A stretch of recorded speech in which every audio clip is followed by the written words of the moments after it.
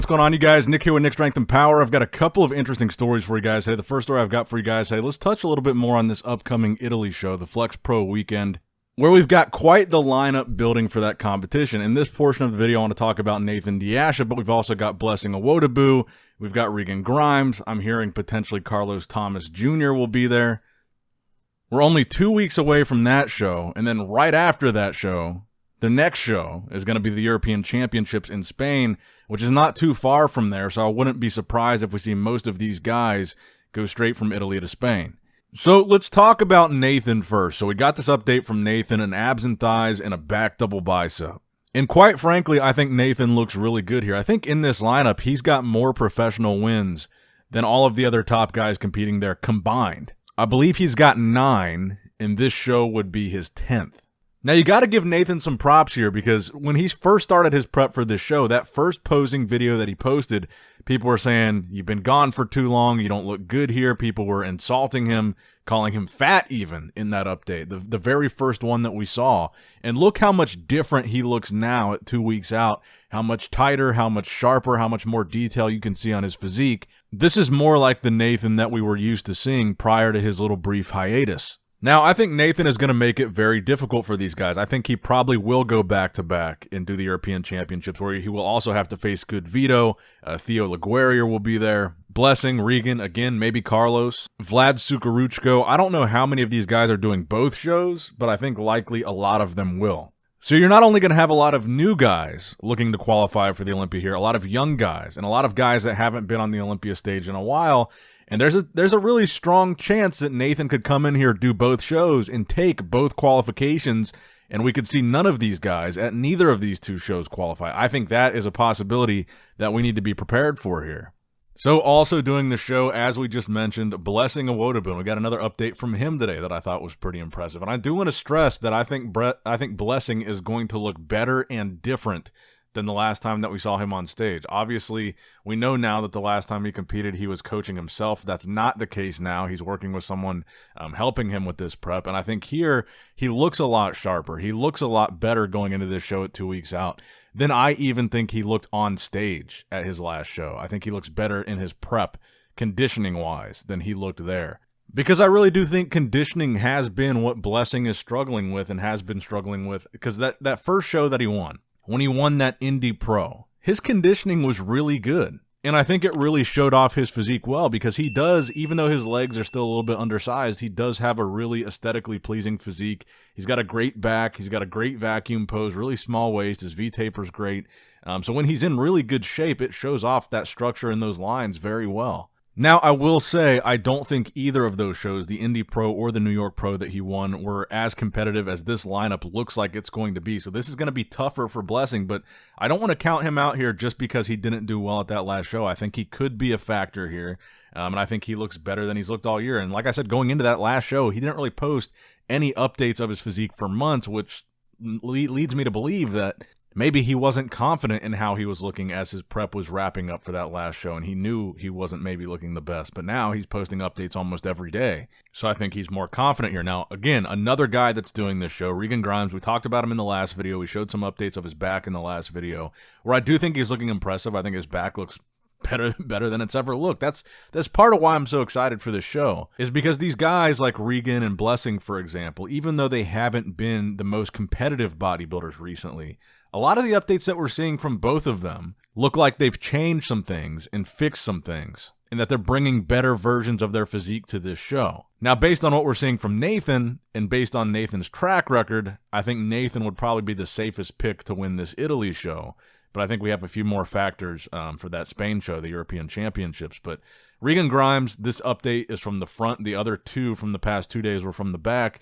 And he does look different to me. He look like, I pointed this out pretty much his entire prep, that he looks bigger, which I think is something he needed to do, was add size and add fullness and maybe be a little bit more competitive from the size standpoint. But the question that I'm still looking to see answered by Regan at this competition is whether or not he sacrificed his conditioning to add this size, and that's what we're going to find out in just 2 short weeks. So let me know what you guys think in the comment section down below. Of the 3 guys that I just showed you, who do you think is the favorite pick to win the Italy show coming up in just 2 weeks? But this weekend, We've got a show right around the corner on the horizon, the Masters Mr. Olympia. We talked about this a lot in the last video. We did get another update from one of the main competitors in the Open Masters Olympia, and that is Kamal Gargni. He's a former 212 Mr. Olympia winner. He still places highly in both Open and 212 shows. To this day, he's probably one of the older bodybuilders in this Masters Olympia lineup, but very consistent, very good conditioning, very good overall presentation on stage. His posing is also really good. This is the first physique update that we've gotten from him in maybe about a month now. And I was just talking about this in the last video, how we really, a lot of these guys, a lot of the bigger names that we're talking about in this list, we haven't really seen any recent physique updates from, and Kamal was one of them until today. So now we've got this update, and I think it looks like he's certainly bringing that trademark conditioning to the Masters Olympia stage. But still, you know, Josh Arnardowitz, Max Charles, Phil Klahar, some of these other bigger names that you're looking at, we just haven't seen much from them. And I've still got a little bit of a feeling that we might not see some of those names that are in that lineup compete because it has been so long since they've posted. But I guess we'll find out. It's just a few days away now. Now, as far as the 212 goes at the Masters Olympia, we did get an update from Hidetada Yamagishi. Obviously, he was a pretty prolific open bodybuilder in his time.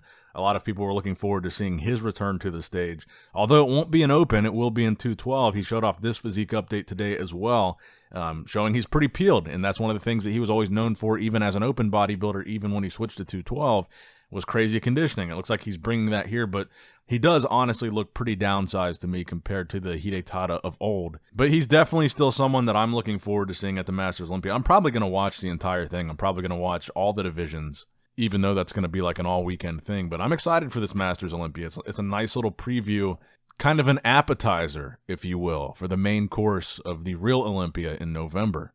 And we still get to look forward to whatever Jay Cutler is planning on doing there, although he keeps saying he's not doing a guest posing. And now I heard him saying his Cutler cast, he doesn't even know if he's going to take his shirt off and hit a few poses, which is understandable because he said one of the reasons why is he doesn't want to take away from the athletes that are actually competing and make it about him, which is fair, and that's a respectable thing for him to do.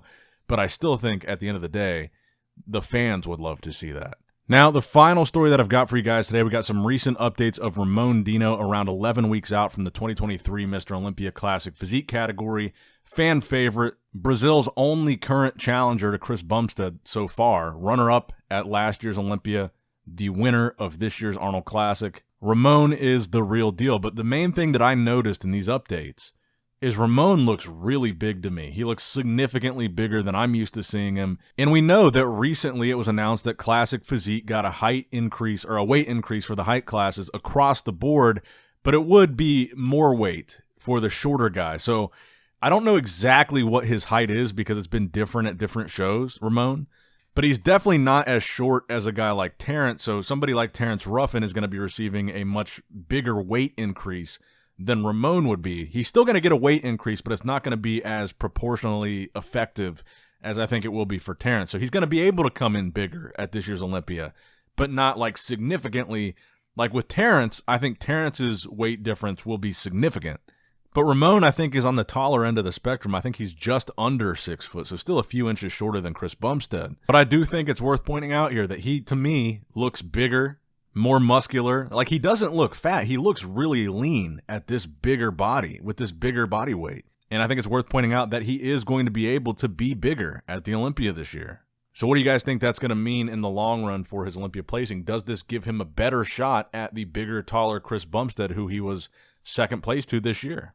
Let me know in the comments below. Like and subscribe. Click that bell notification icon if you have not already to be notified every time I upload a video. And as always, I love you guys. I appreciate you guys. Nick Strength and Power signing out. All right, guys, don't forget to click that like button and subscribe to this channel if you enjoy the content. Also, check out my Instagram at Nick Strength Power. My Facebook page, which is simply Nick Strength and Power. My secondary YouTube channel, Nick Strength and Vlogs, for vlogs and bonus content that you will not see on this channel. And consider subscribing to my third YouTube channel, Nick Strength and Pokemon, which is all things Pokemon and trading card games, completely unrelated to this channel. So if you're into that, give that one a look. And all links to merchandise and social media will be in the description box below. If you guys want a Nick Strength and Power t-shirt, that will be in the Shopify link below. Have a great day.